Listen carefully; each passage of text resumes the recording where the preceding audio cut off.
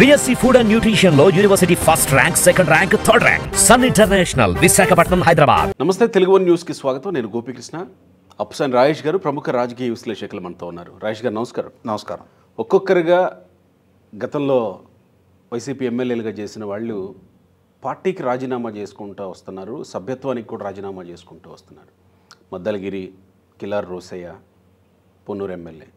ఇక్కడ ప్రత్యేకంగా మనం సరే మద్దలగిరి అంశం ఉండనే ఉంది, కానీ పొన్నూరు ఎమ్మెల్యే గురించి తీసుకుంటే పూర్వం నుంచి వాళ్ళ కుటుంబం, వాళ్ళ నాన్నగారు కానీ రాజకీయ నేపథ్యం మనకు తెలిసిందే. భవిష్యత్తు ఇంకా చాలా ఉంది ఆ కుటుంబానికి.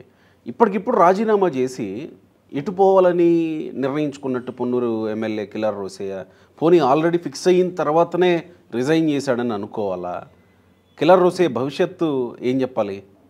ఇక్కడ కిలార్ రోసయ్య వాస్తవంగా నాకు వ్యక్తిగతంగా పరిచయం లేదు, కానీ కాలేజీలో నాకు సీనియర్. మీ జేకేసీ కాలేజీలో నాకు సీనియర్.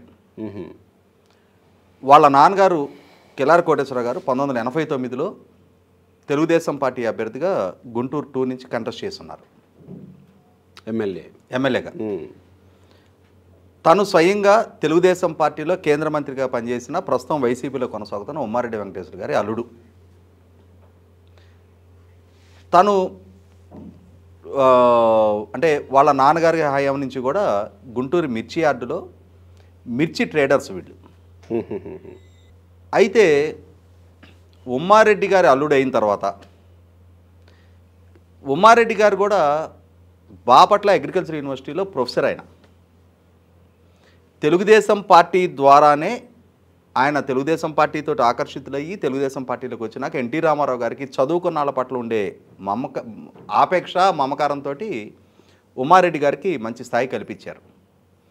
కానీ రాజకీయపు అవకాశాలు దక్కిన తర్వాత ఉమ్మారెడ్డి గారు ఆర్థికంగా ఆ కుటుంబం చాలా అత్యున్నత స్థాయికి చేరుకుంది. ఎట్లా చేరింది ఏంటనేది ఇక అనవసరం, ఇక మనం అర్థం చేసుకోవటమే. అదే భాగంలో అల్లుడికి కూడా ఆ స్థాయి దక్కింది. అంటే సహజంగా వ్యాపారస్తులు, దానికి తోడు ఆర్థికంగా కూడా బలపడ్డాడు. ఆ బలపడ్డ తర్వాత రాజకీయ అవకాశాల కోసం తెలుగుదేశం పార్టీ వదిలి వైసీపీలోకి వెళ్ళాడు. ఆయన మధ్యలో నాకు తెలిసి ప్రజారాజ్యంలో కూడా వెళ్ళినట్టున్నాడు. ప్రజారాజ్యం నుంచి మాచర్ల నుంచి కంటెస్ట్ చేసినట్టున్నాడు. తర్వాత ప్రజారాజ్యం ప్రయోగం విఫలమైన తర్వాత ఇవాళ వైసీపీలో పొన్నూరు నుంచి నెగ్గడం జరిగింది ఎమ్మెల్యేగా.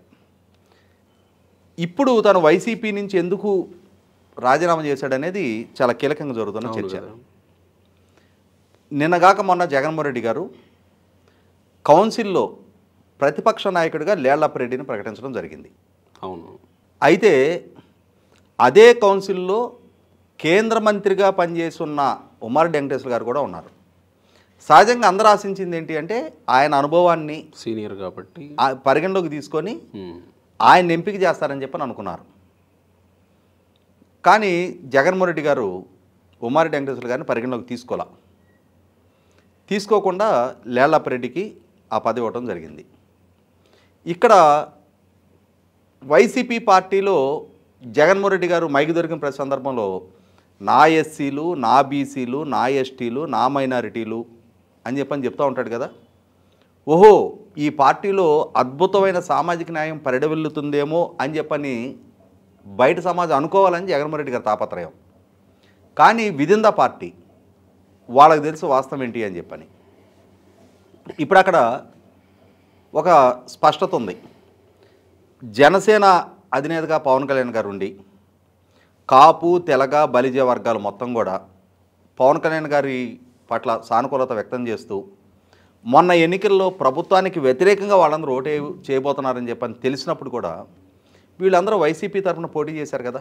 కిలార్ రోసయ్య ఇలాంటి వాళ్ళు అదే సామాజిక వర్గీయులు అయినా కూడా తమ సామాజిక వర్గం తమకు ప్రతికూలంగా నిర్ణయం తీసుకుంటుందని తెలిసి కూడా వైసీపీ పార్టీ తరఫున వీళ్ళు పోటీ చేశారు, ఓటమి చవి చూశారు. పొన్నూరు ఎమ్మెల్యేగా ఉన్న ఆయన్ని పొన్నూరు ఎమ్మెల్యే కాదు, నువ్వు గుంటూరు పార్లమెంటుకి పోటీ చేయని చెప్పని పార్టీ ప్రతిపాదిస్తే దానికి సిద్ధపడి పెమ్మసాని చంద్రశేఖర్ లాంటి ఒక విపరీతమైన క్రేజ్ వచ్చిన అభ్యర్థి లక్షల ఓట్ల మెజార్టీతోటి నెగ్గబోతున్నాడని ముందుగానే డిసైడ్ అయిపోయిన ఎన్నికలో ఓటమి తప్పదని చెప్పని తెలిసి తను పోటీ చేశాడు కదా. మరి దీన్ని గుర్తించకుండా మళ్ళీ లేళ్లప్పిరెడ్డికి ఇవ్వటాన్ని ఈ వర్గాలు డైజెస్ట్ చేసుకోలేకపోతున్నాయి. ఇక్కడ గమనించుకోవాల్సిందేంటి, అసెంబ్లీలో వైసీపీ పక్ష నాయకుడిగా జగన్మోహన్ రెడ్డి గారు, కౌన్సిల్లో ఇప్పుడు వైసీపీ పక్ష నాయకుడిగా లేళ్లప్పిరెడ్డి, రాజ్యసభలో వైసీపీ పక్ష నాయకుడిగా విజయసాయిరెడ్డి, లోక్సభలో వైసీపీ పక్ష నాయకుడిగా Mithun Reddy, YCP party parliamentary పక్ష నాయకుడిగా వైవి సుబ్బారెడ్డి. మరి కింద నుంచి పైదాకా ఓడిపోయిన సందర్భంలో ఉన్న కొద్దిపాటి పదవులు కూడా జగన్మోహన్ రెడ్డి గారు కేవలం తన సామాజిక వర్గీయులకే కట్టపెట్టుకుంటున్నప్పుడు మిగిలిన సామాజిక వర్గీయులు ఎందుకు ఆ పార్టీలో కొనసాగాలనే ఒక అంతర్మదనం ఆ నాయకుల్లో మొదలైంది. ఆ మొదలైన పర్యవసానం అంటే వాళ్ళకి ఇంటర్నల్గా పార్టీలో ఎదురవుతున్న సఫకేషన్ కారణంగా వాళ్ళు స్ట్రగుల్ ఫర్ ఎగ్జిస్టెన్స్ అని ఫీల్ అయ్యి వాళ్ళు పార్టీ నుంచి బయటకు వచ్చారు తప్ప వీళ్ళందరూ జగన్మోహన్ రెడ్డి గారు అధికారంలో ఉన్న రోజు ఆయన ఏ తప్పుడు నిర్ణయం తీసుకుంటే ఆ నిర్ణయంలో వీళ్ళందరూ కూడా భాగస్వాములే కదా. వీళ్ళందరూ కలగలిసే కదా అదే జిల్లాలో ప్రతిపాదించిన రాష్ట్ర రాజధాని విధ్వంసానికి బాధ్యులైంది. వీళ్ళందరూ కలగలిసే కదా తెనాలి రెవెన్యూ డివిజన్లో పొన్నూరు నుంచి ప్రాతినిధ్యం వహిస్తూ పట్టిసీమ ప్రాజెక్టు వల్ల వనగూరుతున్న ప్రయోజనాలు ఏంటని చెప్పని తెలుసుండి కూడా ఇవాళ పట్టిసీమ ప్రాజెక్టు మోటార్లు ఆన్ చేయకుండా సక్రమంగా సకాలంలో ఖరీఫ్లో కృష్ణా డెల్టాలో నీటి ఎద్దడి తీసుకొచ్చింది. కాబట్టి జగన్మోహన్ రెడ్డి గారి అనుయాయులుగానే వీళ్ళు కొనసాగారు. ఇప్పుడు వీళ్ళు ఆశించిన రాజకీయ ప్రయోజనాలు దక్కట్లేదు, జగన్మోహన్ రెడ్డి గారు ఆయన సామాజిక వర్గీయులకి కట్టపెట్టుకుంటున్నారని చెప్పని విభేదించి బయటకు వచ్చారు. కాబట్టి వీళ్ళేదో ఐడియాలజీ బేసిస్లో జగన్మోహన్ రెడ్డితో విభేదించలా, వాళ్ళ అవసరాల రీత్యా ఆ పదవులు ఇస్తే ఉమ్మారెడ్డి వెంకటేశ్వర గారిని పరిగణన తీసుకుంటే వాళ్ళ మామగారిని ఉండేవాడు, రోసే కొనసాగేవాడే. వాళ్ళ మామగారికి ఇవ్వాల, వాళ్ళ మామగారి కన్నా చాలా జూనియరు లేళ్లప్పిరెడ్డిని పరిగణలో తీసుకున్నారు. పైగా లేళ్లప్పిరెడ్డి మీద తెలుగుదేశం పార్టీ కేంద్ర కార్యాలయం మీద దాడి చేశాడన్న ఆరోపణలు కేసులు నమోదవుతూ ఉన్నాయి.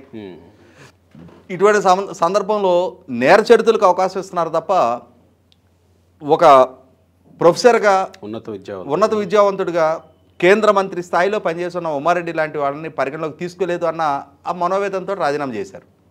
ఇదొక అంశం. అయితే ఈ రాజీనామా చేసిన తర్వాత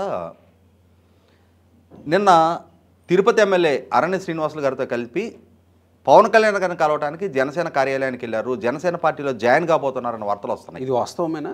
నిన్న టీవీలో స్క్రోల్ అయింది. ఓకే. ఈ సందర్భంగా నాదొక అప్పీల్ ఏంటి అంటే వీళ్ళందరూ వీళ్ళ పాపాలు కడుక్కోవటానికి ఎన్నికలు పూర్తయిపోయిన తర్వాత మే 13 ఇతను వైసీపీ పార్లమెంట్ అభ్యర్థిగా పోటీ చేశాడు. అవును.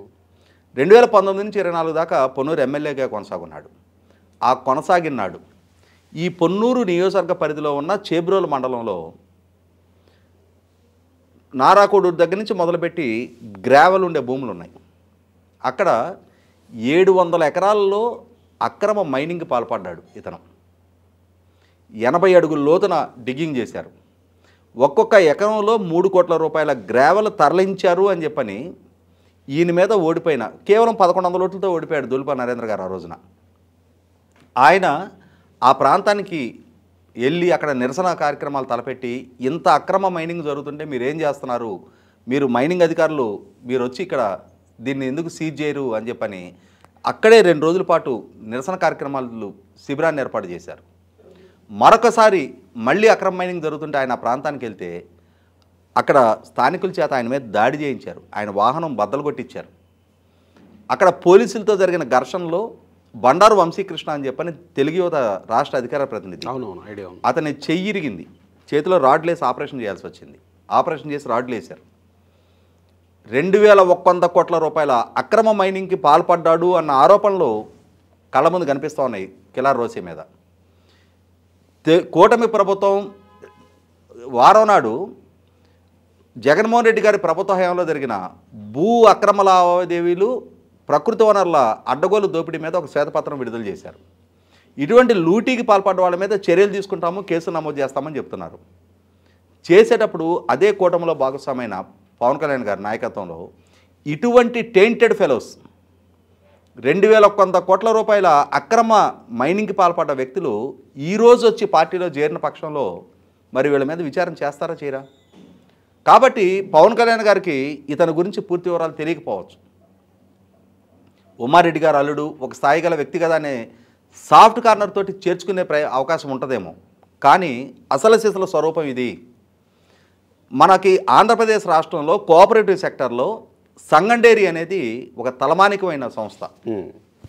జగన్మోహన్ రెడ్డి గారి ప్రభుత్వం ఆ సంగం డైరీని విధ్వంసానికి పూనుకుంటే అక్కడ రైతాంగ సమాఖ్య తరపున నరేంద్ర గారిని తప్పుడు కేసులతో అరెస్టు చేసి దాన్ని స్వాధీనం చేసుకోవాలని ప్రయత్నం చేస్తుంటే దానికి వంతపాడిన వ్యక్తి ఈ కిలార్ రోసయ్య.